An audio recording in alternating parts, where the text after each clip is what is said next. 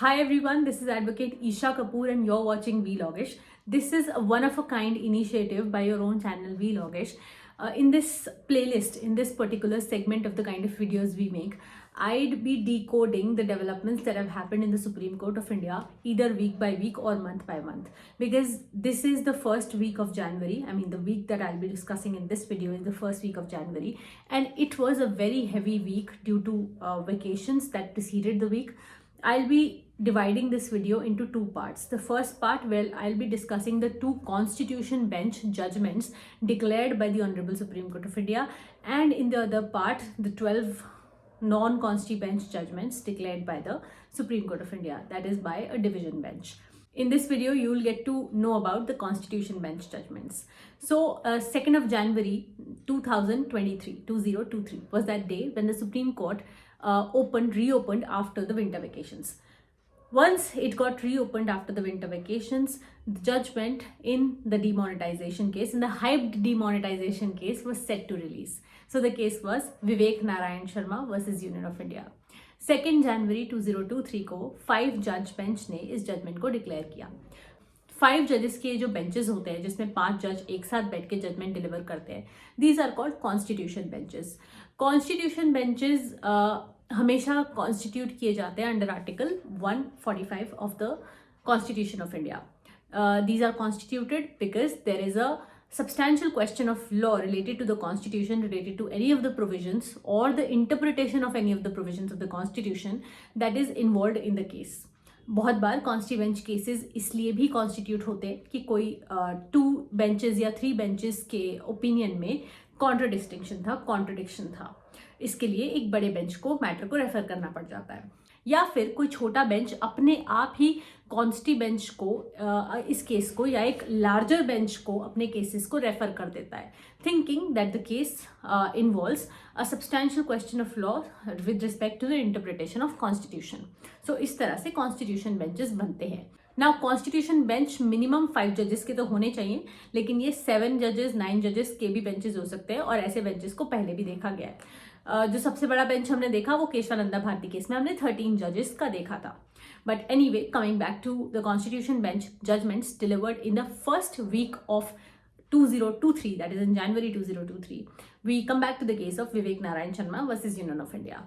आप में से बहुत सारे लोग जो ये जजमेंट की स्टडी कर रहे हैं, मुझे पता है कि आप लोग जुडिशियल सर्विसेज एग्जाम के लिए प्रिपेयर कर रहे हो. अगर नहीं कर रहे तो डेफिनेटली आप किसी ना किसी अपने फ्रेंड को, अक्वेंटेंस को, किसी ना किसी को जानते हो जो PCSJ एग्जाम्स के लिए प्रिपेयर कर रहा है. उनके लिए एक बहुत अच्छी न्यूज़ है. 15 ऑफ जनवरी को वो एक ऐसा स्कॉलरशिप टेस्ट दे सकते हैं जिससे वो अपनी पूरी एजुकेशन, यानी कि जितना भी उन्हें प्रिपेयर करना है PCSJ एग्जाम्स के लिए वेरियस स्टेट्स के, वो बिल्कुल फ्री कर सकते हैं. दैट मीन्स उनको 100% तक स्कॉलरशिप्स मिल सकती हैं. सो अनअकैडमी का एक स्कॉलरशिप टेस्ट आ रहा है 15 ऑफ जनवरी को. If you go to the link given in the description box of this video, आपको वो स्कॉलरशिप टेस्ट तक आप पहुंच जाओगे. एनरोल करने के लिए या डिस्काउंट्स लेने के लिए आपको हमेशा कोड यूज़ करना होता है Vlogish, तो उसकी कोई टेंशन ही नहीं है. आपको हमेशा बेस्ट डिस्काउंट्स मिल जाते हैं अगर आप Vlogish सब्सक्राइबर हो तो. बट इसकी अच्छी बात यह है कि सिर्फ आपको 1 या 2 लोगों को स्कॉलरशिप्स नहीं मिलेगी. 1000 तक की रैंक वाले स्टूडेंट्स को जो इस एग्जाम में, इस स्कॉलरशिप टेस्ट में अप टू 1000 रैंक लाएंगे, उन सब के पास स्कॉलरशिप्स जीतने का चांस है. तो आप डायरेक्टली इसके बाद, ये देने के बाद, एज सून एज आपको एक अच्छा सा डिस्काउंट मिलता है, एक अच्छी सी स्कॉलरशिप मिलती है because of working so hard, because of being a great student, तो इसके बाद आप अपना जो प्रिपरेशंस है, जो कि आजकल बहुत ज़्यादा कॉस्टली हो गई है, वो बिल्कुल फ्री ऑफ कॉस्ट कर सकते हो पूरी. और जो रैंक 1 और 2 है, उनको अनअकैडमी के top educators who are mister Anil Khanna and mister Tansukh Paliwal, उनसे पर्सनली मिलने का भी चांस मिलेगा. बट सबसे अच्छी बात मुझे यही लगी कि जनवरी 15 को, I mean, you have this life changing opportunity जिससे कि आप बिना बहुत ज़्यादा पैसे खर्च करें हर सेक्शन को बिलोंग करने वाले लोग PCSJ के लिए प्रिपेयर कर सकते हैं. तो डेट याद रखना, जनवरी 15 को 12 PM को आपको ये टेस्ट ज़रूर देना है अपने आप को इवैल्यूएट करने के लिए. अगर आप इनफैक्ट प्रिपेयर कर भी रहे हो ना, तो सिर्फ इवैल्यूएशन के लिए टेस्ट देना, ये मेरा रिकमेंडेशन है. आगे बढ़ते हैं जजमेंट की तरफ. नाउ ये केस था, आप सबको पता है कि 8 ऑफ नवंबर 2016 को इंडिया में डीमोनेटाइजेशन किया गया था. यानी कि 500 और 1000 रुपीज़ के जितने भी करेंसी थी, जितने भी बैंक नोट्स सर्कुलेशन में थे इंडिया में, वो सब को लीगल टेंडर बोलने से मना कर दिया गया था. यानी कि वो नोट, वो करेंसी अब वैलिड या इफेक्टिव नहीं रही थी और आपको जाके उसको बैंक में जमा करवा देना था. ना जब ये नोटिफिकेशन आई तो लोगों ने इतना हैसल में अपनी करेंसी को संभाला, बैंक गए और बहुत कुछ फेस किया कि उस टाइम पे हमने इस बात पे ध्यान नहीं दिया कि शायद कोर्ट में कोई पिटिशंस फाइल हुई है। बट कोर्ट में काफ़ी सारी पिटिशंस फाइल हुई थी, उन सबको क्लब करके एक रेफरेंस कर दिया गया था लार्जर बेंच को, और उसी का डिसीजन सुप्रीम कोर्ट ने बहुत सोच समझने के, बहुत आर्ग्यूमेंट सुनने के बाद 2 जनवरी 2016 को दिया। इसमें काफ़ी सारे क्वेश्चंस फ्रेम हुए। किसी भी जजमेंट को जब आप पढ़ते हो तो आपको सबसे पहले देखने के लिए मिलता है क्वेश्चंस, इश्यूज, और यहाँ पर जो इश्यूज थे वो बेसिकली जो आरबीआई एक्ट है 1934 का, उससे रिलेटेड थे। Now the RBI act of 1934 was enacted to specially make RBI come into the picture. तो इससे पहले कोई रिजर्व बैंक ऑफ इंडिया नहीं था। रिजर्व बैंक ऑफ इंडिया आया जिसके पास पावर थी, जिसके पास सोल पावर थी इंडिया में करेंसी इशू करने की। अब आरबीआई का भी बैंकिंग डिपार्टमेंट और इशू डिपार्टमेंट बहुत अलग अलग होता है। इशू डिपार्टमेंट जो सिर्फ करेंसी इशू करता है और उसकी ही इशू करी गई करेंसी लीगल टेंडर है। जो आरबीआई एक्ट के प्रोविजंस हैं वही हमें ये बताते हैं कि कैसे कैसे ये करेंसी इशू करी जा सकती है और कैसे कैसे इस करेंसी को सर्कुलेशन से हटाया जा सकता है। Section 26 is very important for the purpose of understanding this case. Section 26 RBI act का आपको बताता है, Section 26 सबसेक्शन 2, कि कैसे आप किसी भी वैल्यू ऑफ करेंसी को डिमोनेटाइज कर सकते हो। अगर आप सेक्शन 26 सबसेक्शन 2 को डायरेक्टली जाके पढ़ोगे आरबीआई एक्ट को, तो आपको वहां पर दिख जाएगा कि वहां पे वर्ड यूज हुआ है एनी, और इसी पे था हमारा फर्स्ट क्वेश्चन। तो इस सेक्शन में बोला गया है कि any bank note any currency में ceases to be legal tender on the notification made by the government on recommendation by the central board of the bank. Now जब भी मैं बैंक बोलूंगी मेरा मतलब रिजर्व बैंक ऑफ इंडिया से ही है। तो इसी से रिलेटेड, इसी सेक्शन से रिलेटेड ऑलमोस्ट सारे क्वेश्चंस बने यहाँ पर। अब जो फर्स्ट क्वेश्चन था इस जजमेंट का वो था कि जो सेंट्रल गवर्नमेंट के पास पावर है आरबीआई एक्ट के अंदर, क्या इसमें जो वर्ड एनी लिखा हुआ है जिसकी मैंने अभी बात की, क्या इसका मतलब ये है कि सिर्फ एक ही टाइप के बैंक नोट्स को हम डिमोनेटाइजेशन एक बार में कर सकते हैं या डिमोनेटाइज एक बार में कर सकते हैं, या फिर इसका मतलब ये है कि एनी में वर्ड इंक्लूड होता है ऑल, यानी कि आप एक बार में 500, 1000, 200, 300 जिस भी तरह के नोट्स आपकी सर्कुलेशन में है उन सबको आप डिमोनेटाइज कर सकते हो। पहला क्वेश्चन तो ये था, और इस क्वेश्चन का बहुत अच्छे से सुप्रीम कोर्ट ने आंसर दिया कि ये जो एनी वर्ड है ये इंक्लूड करता है हर तरह के बैंक नोट्स को, और इसको हम रिस्ट्रिक्टिव मीनिंग नहीं दे सकते। तो जो गवर्नमेंट ने 500 और 1000 के नोट्स को एक साथ डिमोनेटाइज किया था उसमें कोई प्रॉब्लम नहीं थी, इस वजह से कि एनी की वर्ड के होने की वजह से वो सिर्फ एक सीरीज को ही डिमोनेटाइज कर सकते थे। जस्टिस बीवी नागरत्ना ने यहाँ पर एक अपनी separate judgment minority opinion deliver करी है, जिसमें वो कुछ रिस्पेक्ट में डिफर करते हैं जस्टिस बीआर गवाई की लिखी हुई जजमेंट से। नाउ अगर आप जस्टिस नागरत्ना की अप्रोच देखोगे ना, तो उनकी एक आदत है कि वो टेबल के फॉर्म में जजमेंट्स को लिखती है, जितना भी मैंने उन्हें देखा। तो उनकी जजमेंट्स पढ़ना एक्चुअली बहुत ईजी हो जाता है बहुत बार, क्योंकि आपको सिर्फ इतना देखना है कि वो कहाँ डिफर करती हैं, तो आप उनकी जजमेंट में टेबल पे जा सकते हो। वहाँ पे एक साइड उन्होंने लिखा होता है हिज लॉर्डशिप्स व्यूज, जिसने भी दूसरी वाली जजमेंट्स लिए, और दूसरी साइड पे उन्होंने माई व्यूज लिखे होते हैं, जो कि कॉन्ट्ररी भी हो सकते हैं और सेम भी हो सकते हैं और पार्टली कॉन्ट्रडिक्टरी भी हो सकते हैं। तो यहाँ पर जस्टिस बीवी नागरत्ना ने ये बोला कि ऑल्दो मैं मानती हूँ कि सेंट्रल गवर्नमेंट के पास पावर है नोट्स को डिमोनेटाइज करने की, बट अगर हम ये स्पेसिफिक सेक्शन देखें जिसकी हम बात कर रहे हैं, तो वो पढ़ने से सिर्फ ऐसा ही लगता है और ऐसा ही है कि ये जो पावर है ना, सबसे पहले इस चीज को डिमोनेटाइजेशन को रेकमेंड करने की, वो है बैंक के सेंट्रल बोर्ड के पास, जो कि सेंट्रल बोर्ड ऑफ डायरेक्टर्स है आरबीआई का। वो रेकमेंड करेंगे अगर, और वो अपना रिकमेंडेशन सेंट्रल गवर्नमेंट को देंगे, तो सेंट्रल गवर्नमेंट मे और may not accept that kind of recommendation. तो उन्होंने बोला कि 8 जनवरी 2016 को जो डिमोनेटाइजेशन अनाउंस किया गया था by way of a notification, उससे पहले जो सेंट्रल बोर्ड है उसने कोई रिकमेंडेशन नहीं दिया था। आई मीन वो कोई ऐसे पेपर्स कोर्ट के सामने नहीं रखे गए जिससे ये पता चले, कोई ऐसा एविडेंस कोर्ट के सामने नहीं आया जिससे ये पता चले कि पहले सेंट्रल बोर्ड ऑफ बैंक ने ये रिकमेंडेशन दिया था, बल्कि this was something that flowed from the central government itself. तो उन्होंने बोला इसलिए ये जो रूट लिया गया था ये फ्लॉड है। उन्होंने बोला ऑल्दो गवर्नमेंट के पास, सेंट्रल गवर्नमेंट के पास भी पावर है डिमोनेटाइजेशन करने की, लेकिन वो इस सेक्शन से फ्लो नहीं करती है, इस एक्ट से ही फ्लो नहीं करती है। इनफैक्ट अगर सेंट्रल गवर्नमेंट को अकेले ही डिमोनेटाइजेशन करना है, अपनी ही मर्जी से उनको स्टार्ट करना है और उन्हें बाद में सेंट्रल बोर्ड का अप्रूवल लेना है या उनकी राय जाननी है, तो उसके लिए वो एक अलग से प्लीनरी लेजिस्लेशन को इनैक्ट कर सकते हैं और फिर ही ऐसा हो सकता है। इसके लिए उन्होंने कंपेयर किया कि इंडिया में इससे पहले कब कब डिमोनेटाइजेशन हुआ। तो ये देखा गया जजमेंट में, आपको ये बहुत अच्छे से पढ़ने के लिए मिलेगा कि आपको ये दोनों डिमोनेटाइजेशन के इंस्टेंसेस मिलते हैं, एक बार 1946 में और एक बार 1978 में। दोनों ही बार इंडिया में 10,000 रुपए के नोट भी हुआ करते थे। तो उस टाइम पे दोनों ही बार में तीन तीन सीरीज को डिमोनेटाइजेशन किया गया था, 500 के, 1000 के और 10,000 के नोट्स को। बट उस टाइम पे ये जो डिमोनेटाइजेशन था ये एक प्लीनरी लेजिस्लेशन के थ्रू हुआ था, एक अलग से एक्ट लेके आई गई थी। बट जो इस बार डिमोनेटाइजेशन हुआ था 2016 में, जो बिल्कुल रिसेंट था, वहां पर पहले नोटिफिकेशन गवर्नमेंट ने दी और उन्होंने ऐसा कुछ नहीं दिखाया कि उनको सेंट्रल बोर्ड ने कोई रिकमेंडेशन दी थी। उसके बाद उन्होंने अगले दिन एक ऑर्डिनेंस लेके आए वो 2016 में, और 2017 में उस ऑर्डिनेंस को एक्ट भी बना दिया गया था। तो जस्टिस बीवी नागरत्ना का अपनी माइनॉरिटी जजमेंट में ये मानना था कि ये जो प्रोसेस था ये फ्लॉड था। बल्कि अगर मैं अगले क्वेश्चन पे जाऊं तो वो इसी से रिलेटेड थे कि क्या ये प्रोसेस फ्लॉड था। मेजॉरिटी जजमेंट ने, जो एक्चुअली लॉ है मेजॉरिटी होने की वजह से, उन्होंने यही बोला कि ये प्रोसेस बिल्कुल भी फ्लॉड नहीं था, और जो पॉलिसी मैटर्स हैं उसमें तो हम इंटरवीन कर ही नहीं सकते, उसके बारे में हम बहुत ज़्यादा कह नहीं सकते। बट उन्होंने कहा कि हम ये मानते हैं कि सेंट्रल गवर्नमेंट के पास बिल्कुल पावर थी डिमोनेटाइजेशन करने की। सारी सीरीज को भी अगर वो चाहते, मतलब एक से ज़्यादा बैंक नोट्स की सीरीज को भी अगर वो चाहते तो डिमोनेटाइज कर सकते थे, और उन्होंने किया ही था। एक क्वेश्चन इसमें ये भी फ्रेम किया गया था कि अगर ये जो डिमोनेटाइजेशन अलाउड है ये ऑल बैंक नोट्स के लिए, all series of bank notes के लिए अलाउड है, तो क्या ये एक्सेसिव डेलीगेशन है?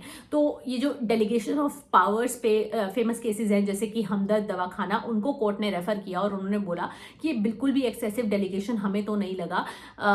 और दूसरी बात उन्होंने बोली कि बहुत सारे केसेस हैं जिनको पढ़ के हमें लगता है, इस एक्ट के प्रियम्बल पर जाके भी हमें लगता है, आरबीआई एक्ट के, कि ये बिल्कुल भी डेलीगेशन जो है ये एक्सेसिव नहीं है। और जहां तक प्रोसेस के फ्लॉड होने की बात थी तो मेजॉरिटी जजमेंट ने ये बोला कि हमारे पास पावर नहीं है इतनी ज्यादा इंटरवीन करने की। उन्होंने टाटा सेल्यूलर्स केस को रेफर किया और भी बहुत सारे केसेस को रेफर किया। उन्होंने बोला कि जो इकोनॉमिक पॉलिसी डिसीजंस होते हैं उनमें कोर्ट को इंटरफेयर करने की पावर बहुत लिमिटेड होती है, and that is why we don't think that was flawed, and जहां तक पॉलिसी की बात है उसमें हम जाएंगे नहीं। और उन्होंने बोला कि नोटिफिकेशन जो है वो टेस्ट ऑफ प्रोपोर्शनैलिटी को बिल्कुल फुलफिल करती है, उस पर बिल्कुल खरी उतरती है, इसलिए नोटिफिकेशन को या ऑर्डिनेंस को या 2017 की जो एक्ट आई थी सब्सिक्वेंटली उसको हम स्ट्राइक डाउन नहीं कर सकते। Then there was one important question. Demonetisation जब हुआ उसके बाद 52 डेज का पीरियड मिला था लोगों को अपने नोट्स एक्सचेंज करवाने का, लोगों को अपने नोट्स डिपॉजिट कराने का जाके बैंक्स में। तो क्वेश्चन ये था कि क्या ये जो पीरियड था ये अनरीजनेबल था, क्या ये कम था? सो इस क्वेश्चन पे तो कोर्ट ने क्लियरली बोल दिया था, and even I agree with this, कि जो अगर हम 1978 में देखें तो बैंक नोट्स को आपको जमा कराने का पीरियड मिला था आपको 3 डेज का, which was extendable up to 5 days. और सुप्रीम कोर्ट ने जयंती लाल शाह के केस में बोला था उस टाइम पे कि ये पीरियड बिल्कुल ठीक है, तो इसलिए 52 डेज का तो बिल्कुल सही पीरियड है ही। There was one more question on RBI's power to accept bank notes beyond the specified period.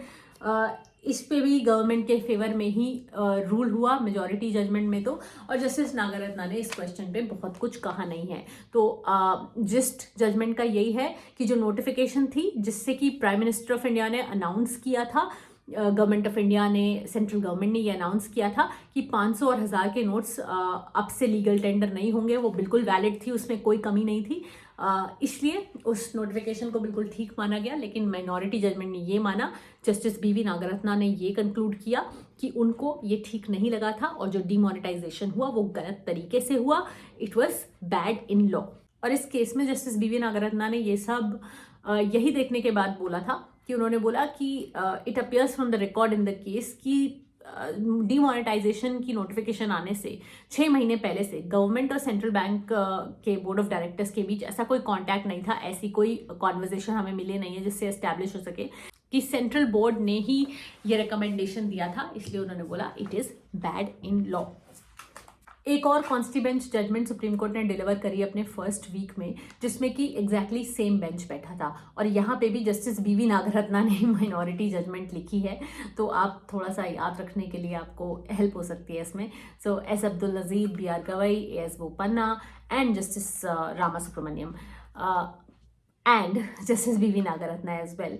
यही बेंच था इस केस में भी, और ये था Kaushal Kishore versus state of UP. यहाँ पे आपको एक बहुत इंपॉर्टेंट चीज़ देखने के लिए मिलेगी और बहुत नई चीज़ जानने के लिए मिलेगी, और वो है कॉन्स्टिट्यूशनल टॉट एज अ कॉन्सेप्ट।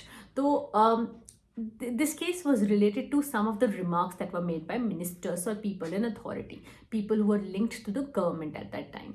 So आपको पता होगा, इसमें से मैं आपको एक रिमार्क बता देती हूँ क्वेश्चन ऑफ लॉ पे जाने से पहले, और वो था मिनिस्टर थे जो उस टाइम पे आजम खान ने एक गैंग रेप इंसिडेंट के बारे में एक बहुत ही गलत रिमार्क दिया था, जो मेरी नज़रों में तो बिल्कुल गलत है, और सुप्रीम कोर्ट ने भी उसको बिल्कुल गलत ही बोला, और उन्होंने अपोलोजाइज भी करवा लिया था उनसे पहले ही, बट क्योंकि केस में क्वेश्चन ऑफ लॉज आ गए तो इसलिए उसको कॉन्स्टिट्यूशन बेंच उससे डिसाइड करवाना पड़ा।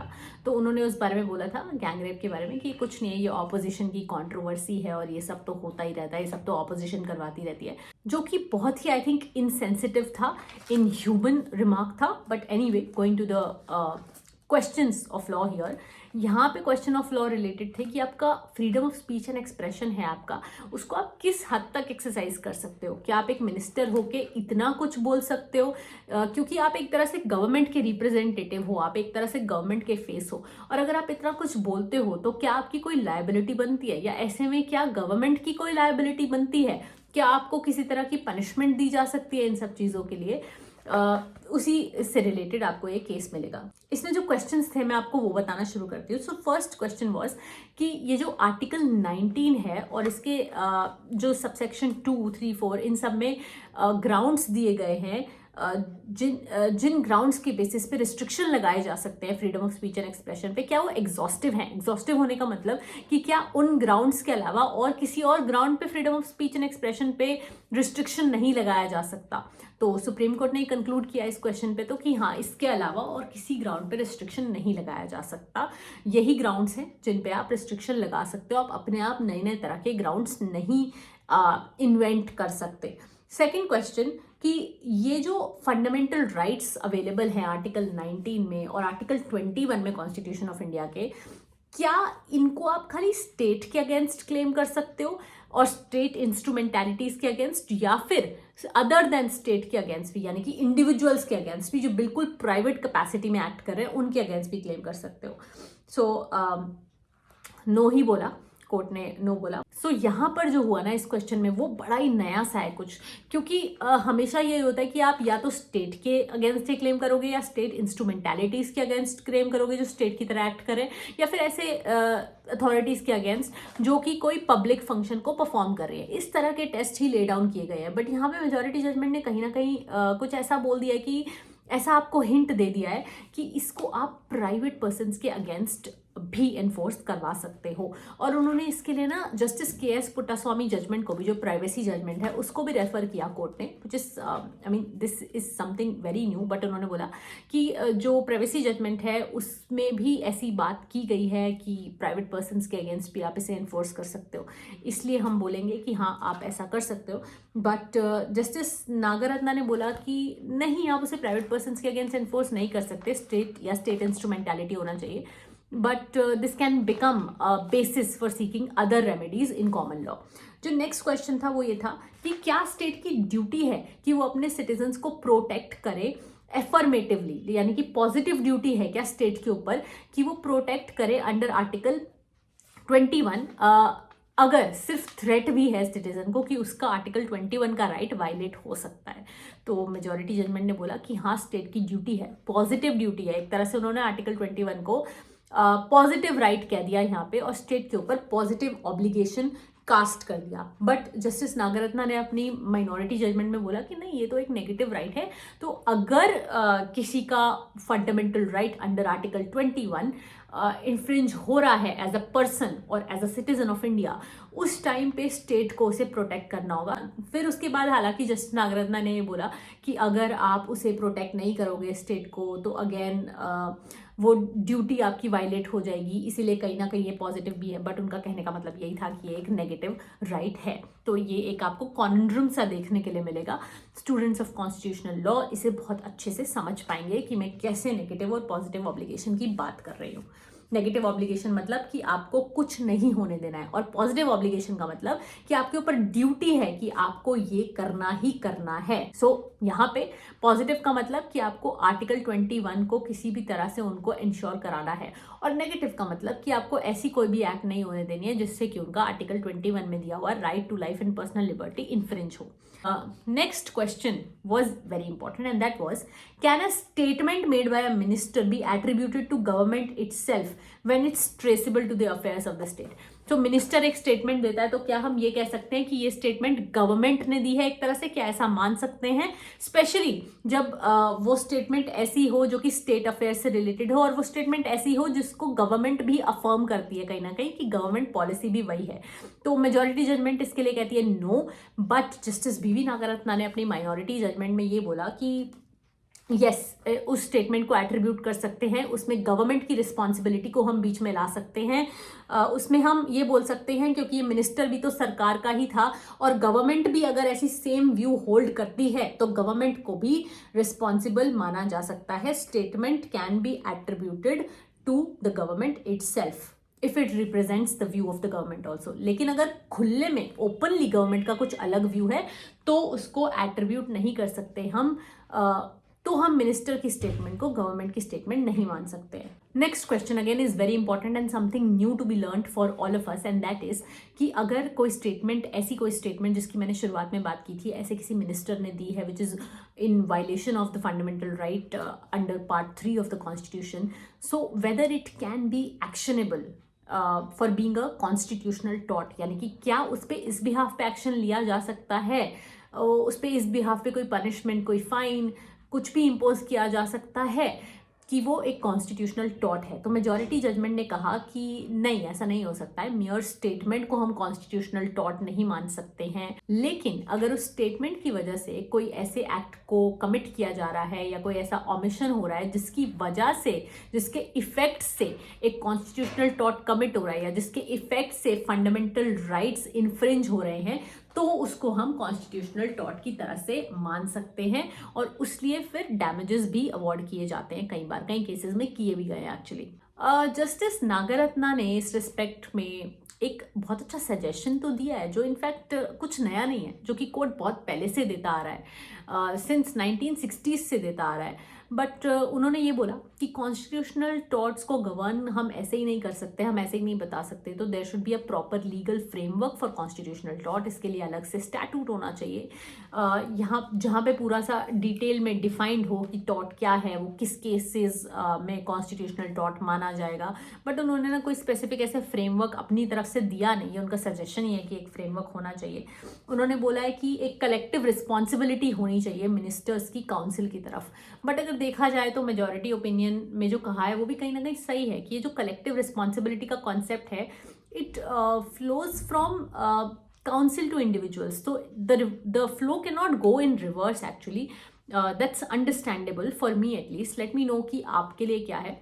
वहाँ पे जस्टिस नागरत्ना ने बोला कि पॉलिटिकल पार्टीज की भी रिस्पॉन्सिबिलिटी होनी चाहिए, कहीं ना कहीं उनको कुछ ऐसा कोड ऑफ कॉन्डक्ट लेके आना चाहिए। तो मुझे ये बातें कहीं ना कहीं ऐसी लगी जो थोड़ी सी प्रैक्टिकलिटी से दूर है, बट डेफिनेटली ये वो सजेशंस हैं जो होने तो चाहिए, जो कि सुप्रीम कोर्ट बहुत टाइम से चाह रहा है कि हो। बल्कि अभी कोई कॉन्स्टिट्यूशनल टॉर्ट कमिट होता है तो सुप्रीम कोर्ट अपनी तरह से ही सिटीजन्स को डैमेजेस अवॉर्ड करते आए हैं, इनफैक्ट आज तक भी, जैसे कि उपहार सिनेमा ट्रेजेडी केस में किए थे, जो कि अगेन अभी आजकल फिर से बहुत लाइट में है because of the release of that new Netflix series. Anyway, फिर एक ये भी तो बात है ना कि statement made inside the parliament और statement made outside the parliament, इन दोनों में क्या क्या लायबिलिटी रहनी चाहिए, इसको कैसे डिस्टिंग्विश करोगे, वो भी एक बहुत ज़रूरी एस्पेक्ट है। इनफैक्ट अगर कॉन्स्टिट्यूशनल टॉर्ट के बारे में देखें ना, तो फर्स्ट लॉ कमीशन की जो रिपोर्ट आई थी इंडिया में, उसने ही ये रिकमेंड कर दिया था कि कॉन्स्टिट्यूशनल टॉर्ट के बारे में कुछ अलग से किया जाना चाहिए। So this is not anything new. In fact इसके बारे में एक बिल भी आया था, it was the government liability of torts bill, जो 1967 में आया था, बट कोई उसके बाद से इफेक्टिव एक्शन हुआ नहीं। किसी भी सरकार ने इस पर बहुत काम करने की कोशिश नहीं की। मुझे लगता है कि जब हम एजेंडाज देखते हैं, जब हम वोटिंग करते हैं, तो ऐसे जो इश्यूज़ हैं वो कहीं ना कहीं अभी तो बहुत पीछे रह जाते हैं। अभी हमारे पास बहुत और इश्यूज़ हैं, इसलिए कॉन्स्टिट्यूशनल टॉर्ट की कोई उतनी ज़्यादा बात भी नहीं करता है। सो एक तरह से जो मेजॉरिटी ओपिनियन थी ना, वो ये कहती थी, कॉन्स्टिट्यूशनल मोरालिटी के बारे में ऐसा कहती थी। देखो, एक होता है कि कोई ऑफेंस दिया गया है या फिर आपने डायरेक्टली फंडामेंटल राइट्स को इन्फ्रिंज किया है, और एक होता है कि आपने कोई एक ऐसी स्टेटमेंट दी है जो बिल्कुल कॉन्स्टिट्यूशन के एकदम अगेंस्ट सी है, लेकिन वो और किसी ऑफेंस की कैटेगरी में नहीं आ रही है या उसके इफेक्ट से कोई ऑफेंस इनिशिएट नहीं हो रहा है, तो कहीं ना कहीं वो सब अनपनिश्ड रह जाता है। और कॉन्स्टिट्यूशनल टॉट पे अगर एक लेजिस्लेशन स्टैट्यूट आएगा तो वो इन सब चीजों को गवर्न करेगा। बट अभी जो सुप्रीम कोर्ट ने बोला है वो ये है कि we cannot punish anybody, no one can actually be punished for holding an opinion which is kind of against the constitution. ऐसा हमारे पास अभी तक कोई स्टैट्यूट नहीं है जिसके अंदर हम ये चीज कर सकें। What they actually said was that it is only when such an opinion gets translated into some action and some offense is committed and some fundamental right is actually infringed, तब हम कोई एक्शन ले सकते हैं उनके against या उनको कोई पनिशमेंट दे सकते हैं। अदरवाइज हमारे पास कोई और चारा कॉन्स्टिट्यूशनल टॉट वाले रूट में तो नहीं है, बल्कि दूसरी कॉमन लॉ रेमेडीज को आप जाके परसू कर सकते हैं। अब जहाँ तक कि ये बात थी कि फंडामेंटल राइट्स जो 19 और 21 में है आर्टिकल्स में, उनको प्राइवेट पर्सन्स के अगेंस्ट भी एनफोर्स करेंगे, तो मेजॉरिटी ओपिनियन तो ये कहती है कि ये सब तो बहुत पहले से होता है। जैसे कि A.K. गोपालन के टाइम से, फिर K.S. पुट्टास्वामी जो कि उन्होंने सबसे रिसेंट इंस्टेंस बताया इस चीज़ का, उन्होंने बोला कि ये जो राइट टू प्रिवेसी हमें मिला है K.S. पुट्टास्वामी केस में, वो स्टेट एक्शन और नॉन स्टेट एक्टर्स के अगेंस्ट भी हमें मिला है। कोई भी इंडिविजुअल भी अगर हमारा राइट टू प्रिवेसी इन्फ्रिंज करता है उसके अगेंस्ट भी हम कोर्ट जा सकते हैं। But justice Nagarathna was very clear in this respect. उन्होंने बोला कि आर्टिकल 12 को, जिसमें कि स्टेट को डिफाइन किया गया है और जिससे कि ये पता चलता है कि फंडामेंटल राइट्स किस किस के अगेंस्ट हम एनफोर्स करवा सकते हैं, उसको ऑलरेडी सुप्रीम कोर्ट अपने जूरिस्प्रूडेंशियल लेबर के थ्रू बहुत ज़्यादा एक्सपैंड कर चुका है। लेकिन एक्सपैंड कर करके भी उनको ये लगा in the views of honourable justice Nagarathna कि ये सिर्फ स्टेट इंस्ट्रूमेंटैलिटीज या ऐसी अथॉरिटीज जो कि पब्लिक फंक्शन, पब्लिक रोल को प्ले कर रहे हैं या उस टाइम के लिए वो कुछ ऐसा स्टेट जैसा रोल प्ले कर रहे हैं, सिर्फ उन पर एप्लीकेबल हो सकता है। और स्ट्रिक्टली अगर हम देखें तो हम इसे प्राइवेट इंडिविजुअल्स पे अप्लाई नहीं कर सकते उनके ओपिनियन में। तो यहाँ पे वो बुरी तरह से डिफर करती थी एक्चुअली मेजॉरिटी ओपिनियन से। बट उन्होंने एक स्पेसिफिक केस बताया जो है हेबियस कॉर्पस पिटिशन का, यानी कि अगर कोई कस्टडी में हो, किसी का वेयर अबाउट्स पता नहीं चल रहे हो, तो प्राइवेट पर्सन्स के अगेंस्ट भी फंडामेंटल राइट को एनफोर्स कराया जा सकता है, और उस केस में फंडामेंटल राइट्स हॉरिजॉन्टली ऑपरेट करेंगे 1921 के। इसलिए ये जजमेंट मुझे थोड़ी सी ऐसी लगी जहाँ पे आप कंफ्यूज हो सकते हो, इसलिए मैंने आपको जो पर्टिकुलर इश्यूज थे सिर्फ वही बताए हैं, और आपको इतना समझ के बिल्कुल काफ़ी हो जाना चाहिए इस जजमेंट को पूरा जानने के लिए। अब मुझे बताना कि आपको ये वीडियो कैसी लगी, क्योंकि जो बाकी की जजमेंट्स हैं जो जनवरी की फर्स्ट वीक में आई थी, वो मैं आपको 1-2 दिन में आपको वो वीडियो भी मिल जाएगी, तो आप बिल्कुल अपनी सारी रिवीजन कर सकते हो। And that's going to be shorter, not in every week you will get such long videos, because हर वीक इतना हैवी नहीं होता है। सुप्रीम कोर्ट भी इतनी सारी जजमेंट्स हर हफ्ते डिलीवर नहीं करता है, 13-14 इस हफ्ते करी, इसलिए हमें 2 पार्ट बनाने पड़ रहे हैं। अदरवाइज हर हफ्ते मैं कोशिश करूंगी कि 40-50 मिनट्स मैक्सिमम 1 आवर में हम सुप्रीम कोर्ट का वो पूरा वीकली देख सकें कि उन्होंने क्या क्या अपडेट्स दी हैं, क्या क्या जजमेंट्स लाई हैं।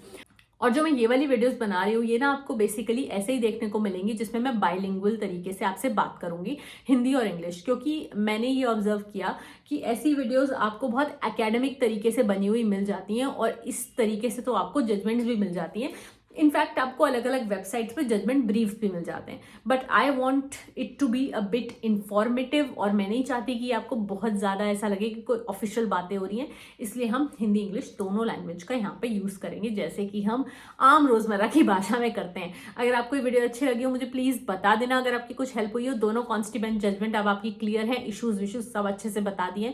आई होप जो लोग कुछ चीज़ों के लिए प्रिपेयर कर रहे हैं उनको बहुत हेल्प होगी। And thank you for great response on my last video, जिसमें मैंने आपसे पूछा था कि आपको इस तरह की वीडियो चाहिए या नहीं चाहिए, बस इसीलिए मैंने ये बनाया।